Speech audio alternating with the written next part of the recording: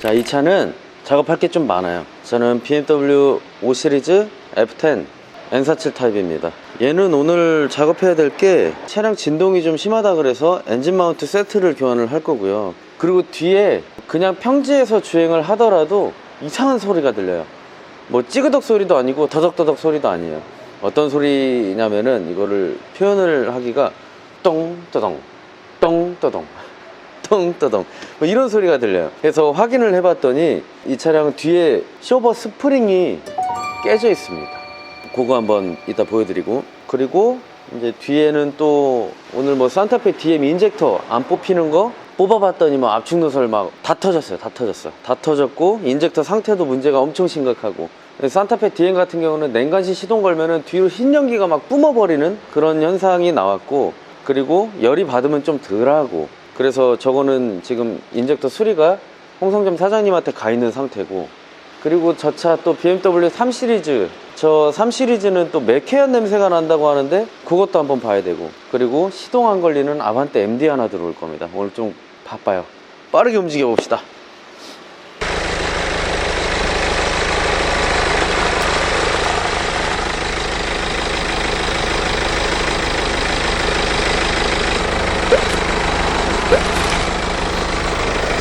요거 악셀 한번 웅웅 밟아주세요.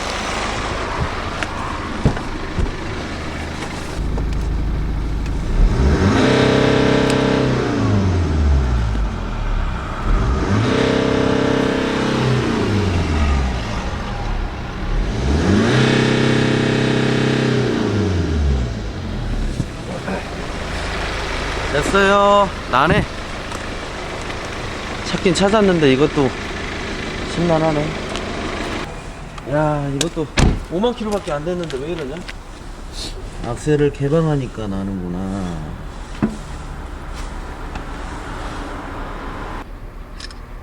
지금 여기 요 부위에 검정색 매연 튀어나오는 거 보이시죠? 요렇게요. 요 부위에서 지금 악셀을 안 밟았을 때는 냄새가 안 나는데, 악셀을 밟으면서 이게 로드가 VGT가 움직이면서 냄새가 나는 상황인 것 같아요. 이거는 이제 연락 올 때까지 기다리면 되고요. 이거를 시작을 해봅시다.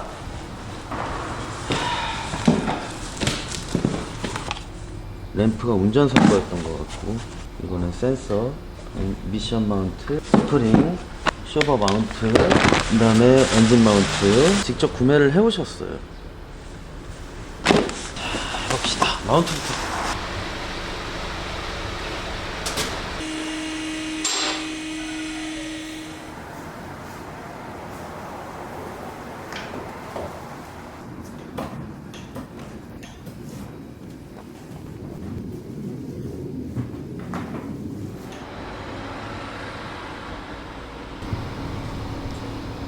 자, 엔진 마운트가 요즘 뭐 가솔린이든 디젤이든 디젤 차들이 훨씬 더 수명은 짧을 수밖에 없어요. 왜냐면 엔진 자체 진동이 크니까. 그리고 요즘 차량 같은 경우에는 옛날 차량에 비해서 그 진동을 승객한테 잘 못 느끼게 하기 위해서 굉장히 더 연성의 재질을 사용을 하게 되고, 유체 보관 마운트라고 하는데 마운트 내부에 오일이 들어갑니다. 그 오일도 나중에 터져 나오는 경우가 있고, 뭐 고무도 눌리는 경우도 있고, 그게 복합적으로 되면서 진동이 훨씬 더 크게 내부로 들어가게 되는 거예요. 이것도 보면, 자, 이 부분, 이 부분이에요. 이 부분, 이게 이제 엔진 측, 그리고 이게 차체 측, 그 사이에 이렇게 마운트가 들어감으로써 이 엔진의 떨림을 얘가 좀 어느 정도 상쇄시켜주는 역할을 하는데, 여기 보면 대인 자국이 있어요. 막 비벼서 금속이 반짝반짝해지는 저 안쪽에 부위들이 보일 겁니다. 제가 렌터를 좀 더 뒤로 가면은 잘 보이지. 그러니까 결국엔 이 엔진 자체가 주저앉다 못해 여기 있는 이 러버, 이 보조적으로 달린 고무거든요. 얘가 이 부위와 맞닿은 흔적인 거예요. 비빈 거지 서로. 그러면 당연히 차체로 진동이 크게 들어갈 수밖에 없겠죠. 이쪽도 마찬가지로. 그래서 저 밑에서 뜯어 놓고 보면은 엔진 마운트가 이렇게 생겼고, 이 부분, 이 고무에 차체가 부비적 거리면서 진동이 훨씬 더 크게 들어왔던 거예요. 여기도 보면은 다 찢어졌죠. 이렇게 다 찢어지고 안에서 오일도 나오는데 이게 나올까? 얘는 보이지는 않네. 이 옛날에 제 영상 찾아보시면은 제가 이 마운트를 벤츠 거를 이렇게 가운데를 절개한 영상이 있거든요. 거기에서 오일이 흘러나오는 걸 여러분들 옛날에 보신 적 있으실 거예요. 그래서 보통 엔진 마운트 교환 시기를 한 10만 킬로 이상에서 한 번씩 작업해 주시면은 훨씬 그 옛날에 처음 차를 샀을 때 그 신차 느낌을 좀 받으실 수 있을 겁니다.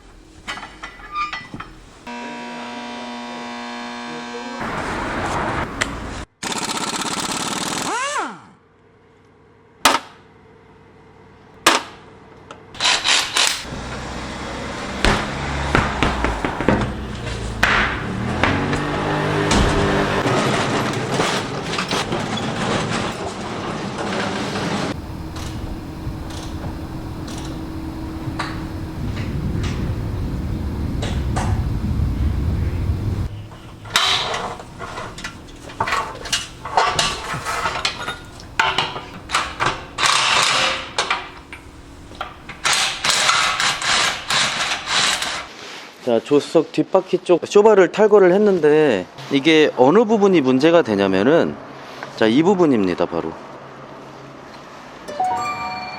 이렇게 스프링이 부러진 거예요. 그러니까 여기에서 이 녀석과 이 녀석이 부비적거리는 소리도 나고, 그리고 차고도 아주 살짝이지만 미세하게 좀 주저앉았다라는 느낌이 있어요.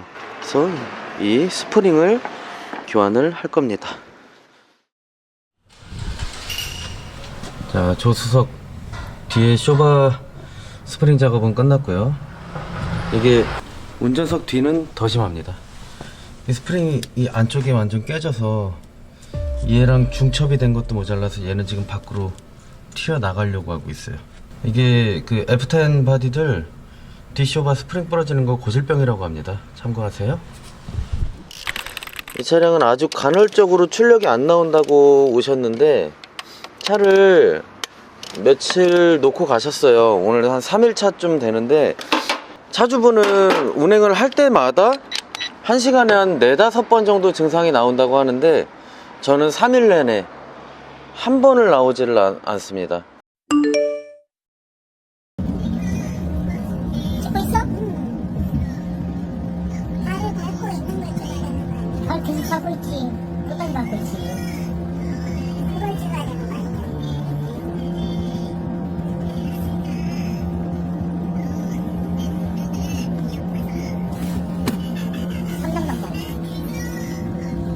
차주분한테 부탁을 해서 누구나 보험으로 바꿔놓은 다음에 제가 뭐 퇴근하고 나서라도 시운전을 계속 했는데 나오지를 않아요. 고장 코드도 없고 아무것도 나오는 게 없습니다. 근데 지금 교환하고 있는 거는 EGR이에요.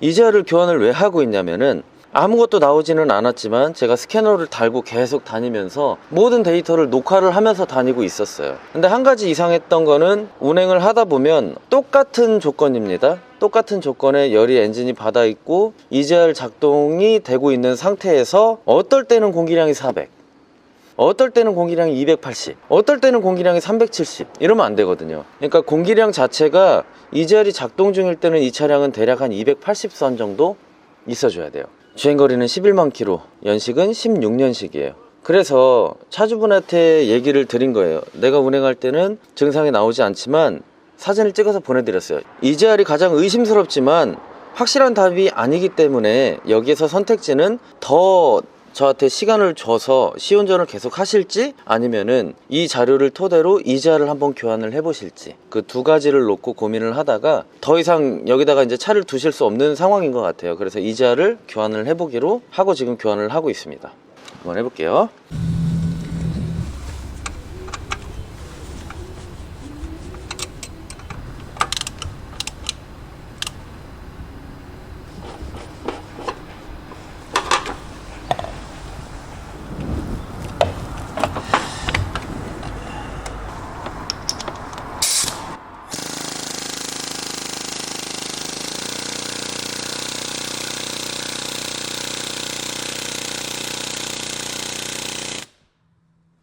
완전 쩔어붙었네.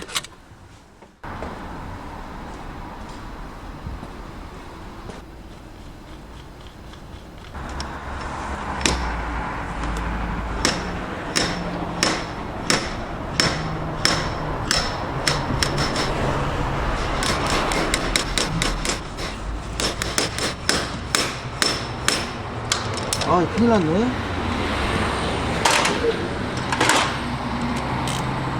그러면 안 되는데.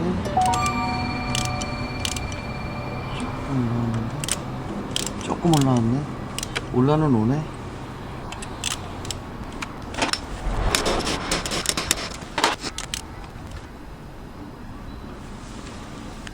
여러분들, 제가 왜 시원시원하게 이 이자를 빼지를 못하냐면은 이게 세게 쳐버리면 부러져요. 부러지면 결국에는 이 이자를 하우징까지 다 교환을 해야 되는 경우도 생겨요. 그리고 얘를 왜 더 볼트를 깊게 박아놓지 못하냐면 10mm 볼트라, 그래서 너무 세게 조여버리면은 나사선이 뭉개져서 망가져 버리거나 더 큰 문제가 생길 수 있어요. 그래서 최대한 살살 힘을 줘가면서 달래면서 풀러야 되는데, 이 정도까지 쩔어붙은 차들은 많지 않거든요, R엔진들도.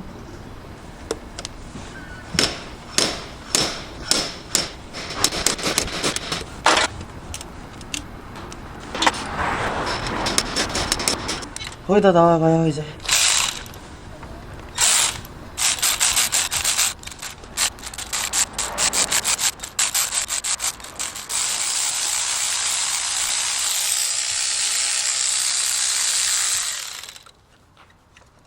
와.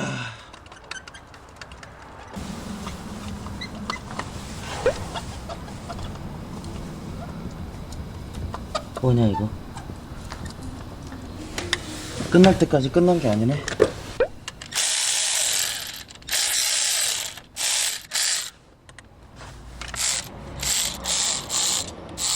이거 뭔가 잘못된 느낌이 드는데.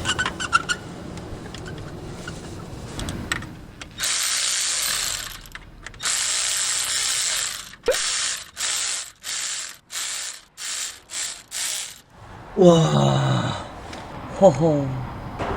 이지알이 이렇게 있으면 이게 요렇게 그냥 요렇게 박혀 있는 거잖아요. 지금 요 부위가 요렇게 부러진 겁니다. 요렇게 부러져서 이 안에는 박혀 있고 이 위에만 지금 나온 거예요. 그만큼 힘을 많이 받았다는 얘기죠.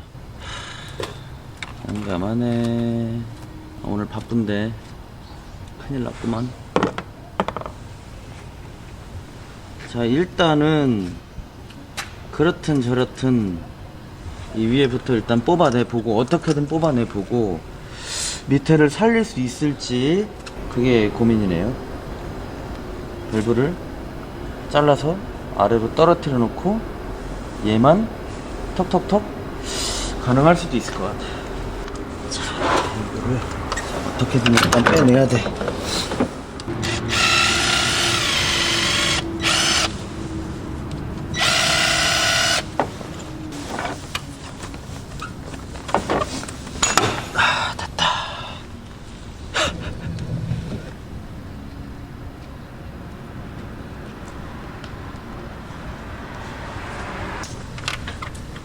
지금 이지알 밸브가 이렇게 왔다 갔다 하는 거죠.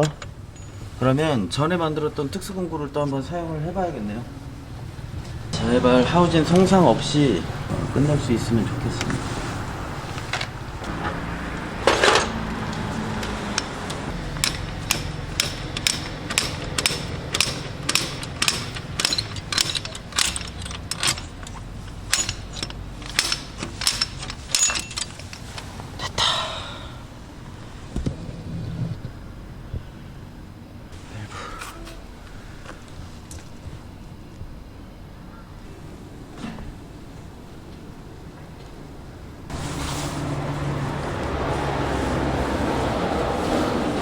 오, 다행이다. 하우징에 손상이 별로 없어요. 좋아요, 좋아요. 자, 정리를 해봅시다. 일단 빨아들여야지.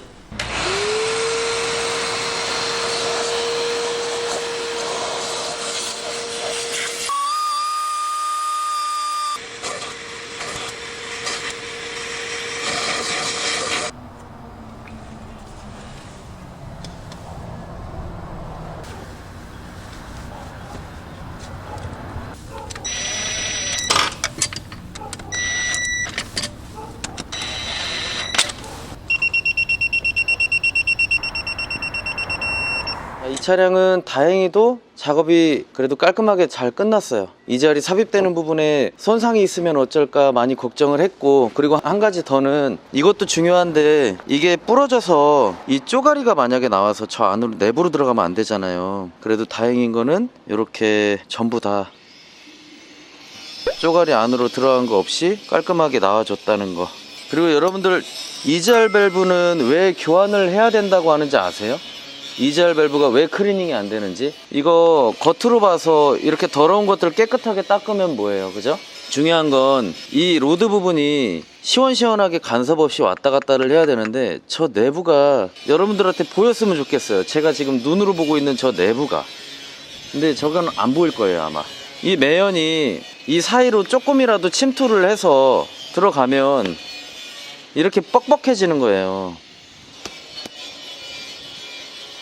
이렇게 뻑뻑해지는 로드를, 이거를 어떻게 안 풀르고 클리닝을 할 수가 있겠어요, 그쵸? EGR 밸브는 클리닝을 하는 거는 제 개인적인 생각으로는 크게 의미가 없다고 생각을 합니다.